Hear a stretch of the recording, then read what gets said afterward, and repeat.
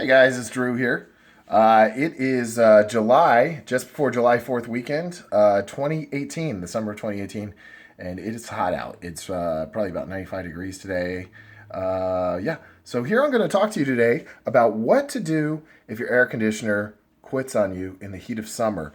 And this is common sense for some people. You know what? I'm a semi-smart guy, and I didn't even know about this until somebody told me. It was actually the air conditioner repair guy that told me until he could get out there to go buy one of these. There's something called a portable air conditioner. And this is not the air conditioner you put in your window. It's not a window unit. It's about the size of a trash can, a kitchen trash can. And it's got a vent hose that goes out the window. And it vents out all the hot air out the window.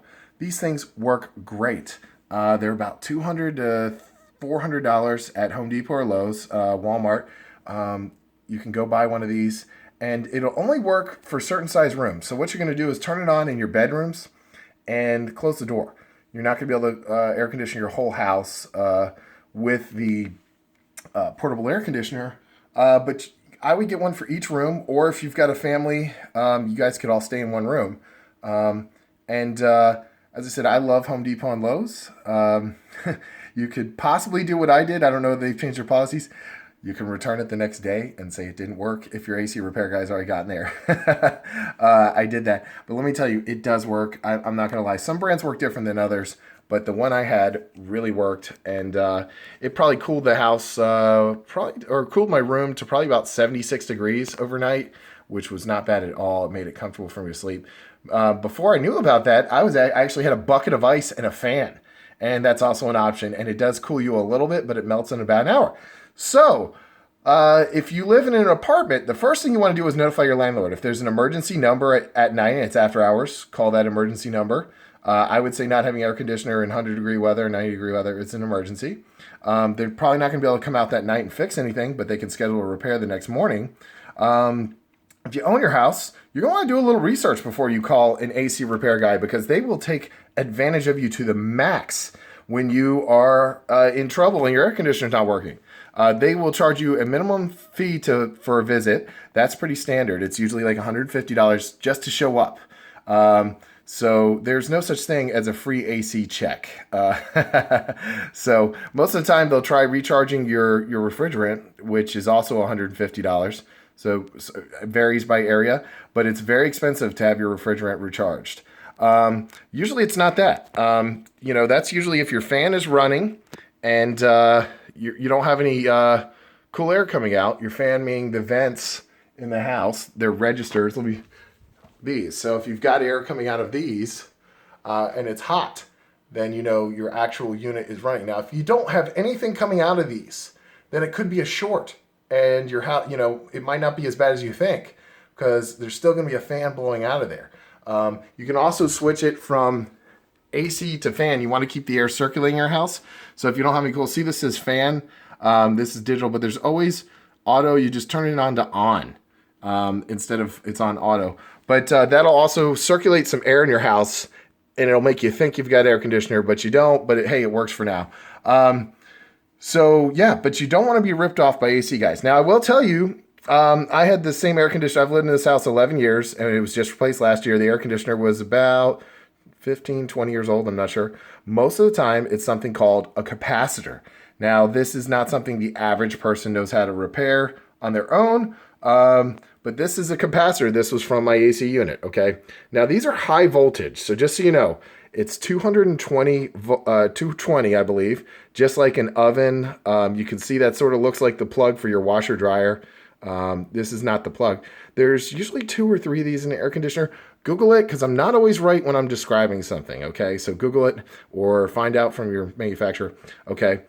This part's probably like $20 or $30. You can get them at at HVAC supply places or, But I don't recommend you replace them yourselves unless you know how to deal with high voltage electricity, because you can get a nasty jolt, a nasty shock, and it's not pleasant. And there's only certain ways to shut off the breaker, and sometimes these are charged. Even though the power's off, you might get a shock. I'm not sure. I'm not 100% on that either. I've never worked on my own air conditioner. But just so you know, it can be as simple as a little part like this, and these are like maybe even $10, $20. And usually if they're bad, they'll be swollen. This one isn't too bad. I guess it wasn't really that swollen, but if they're bad, you'll see a big bulge. This is rounded off. I think my AC repair guy said you should be able to sit this flat and it shouldn't roll around. So this one does have a little bulge in it. This is basically like a giant battery. Capacitor is in computers, things like that. Okay, so there's a capacitor for the actual AC itself. I don't know that much about AC, but I've heard there's 2 to 3. I know there is a separate capacitor for the fan, and that's the fan that blows outside, not the fan blowing in your house or your registers. The fan outside is that thing that spins around, and that has to obviously circulate to let the hot air out of the house or out of the compressor, however it works. I'm not that great with air conditioners, but anyway, that fan has to be spinning. If that fan is not spinning, then it's most likely a capacitor. Okay, so if your AC is turning on and the fan is not spinning, it might be a capacitor. It can also be the fan motor. The fan motor can break. So you got to kind of diagnose what's going on and say, hey, is my fan motor turning? Things like that. Odds are an AC professional will diagnose all this stuff. You just don't want to be ripped off. Most AC guys try to sell you a whole new unit and they'll say, oh, it's 10 years old, you got to get a new one. They'll also tell you, oh, your compressor's bad. Now, I'm not sure the exact symptoms of a compressor going bad. I'm guessing you don't get any cold air, but the compressor is the most expensive part to fix in your AC unit. And yeah, that's no good. So this is also another part of your air conditioner. I think this is called the air handler, okay? And there's a blower motor in here as well that circulates the air around the house. That can break as well, but I guess it never happened to me. But and there may even be capacitors inside here, but I'm not sure about that. Google it, I guess. Okay. So anyway, guys, but this is called your air handler, and you can hear right now that it's on. So if you don't hear this running, it might be another issue. I'm not sure if this ran or not when I didn't have any cool air coming out. But so anyway, capacitor it can also be you're low on refrigerant. Although if you're low on refrigerant, you probably get a leak. So you're going to want your AC guy he'll probably charge you to refill the leak, and then he's going to test where it is. So you might get charged twice for refrigerant, which sucks. I can just tell you it's expensive. If you have somebody you know that's an AC repair guy, try to get to know them before your AC goes bad. My other recommendation is do not work with somebody like ARS. Sorry, ARS.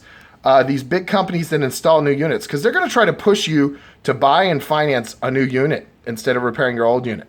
Now, if you've got a unit that's like 20 or 30 years old, you might not be able to afford 20 years old. You can't afford a new unit. So you can just keep repairing the old one. Usually it'll break down once a summer if it's 20 years old. That's what happened to me. So it was time for a new one. But you can repair AC units. The new ones are a lot more energy efficient. Like this has a digital display. It saves me, things like that. So, okay, guys. Well, I'm kind of babbling on here. But keep in mind, you can Google this on your own, what a capacitor is, and how that might cause your air conditioner to fail. Remember, portable air conditioner, Home Depot and Lowe's. Buy one. It never hurts to have one handy in your house as a backup. If you've got an older unit, keep one around. Then you just plug it in if it breaks at night, and take your time in calling around people saying, how much do you charge for an AC vent? So you're not suffering in that 90-degree heat in your house. And, it makes sleeping at night really tough.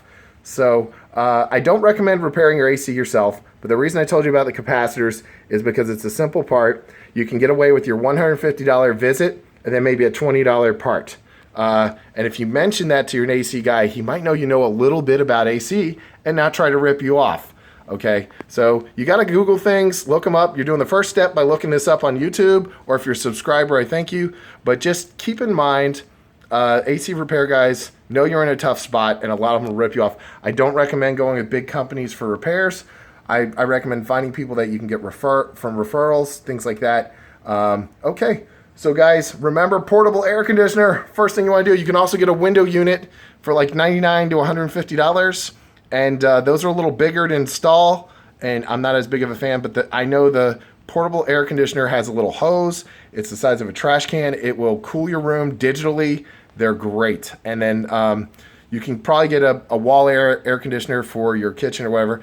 And if you haven't damaged them or anything, you can return them the next day to Home Depot or Lowe's.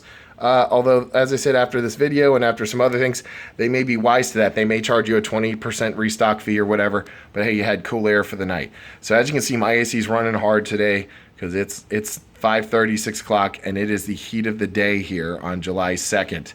Okay, guys, thanks for watching. I hope this helps. If you already knew all this, that's awesome. If you didn't, this video is here to help you get an idea of buying a portable air conditioner temporarily just to calm yourself down for a couple days till your AC repair guy can come out. Have a good one, guys. Thanks, and subscribe if you're not already subscribed. Give this video a thumbs up. Thanks.